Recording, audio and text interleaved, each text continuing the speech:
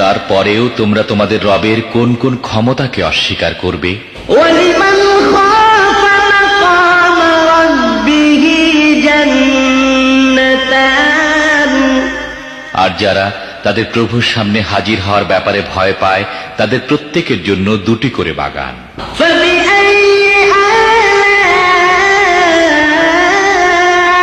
রাব্বিকুমা তুকাজ্জিবান, তোমাদের রবের কোন কোন দানকে তোমরা অস্বীকার করবে?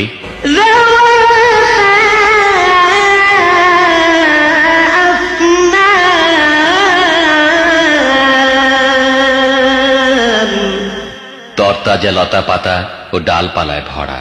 فبأي آلاء ربكما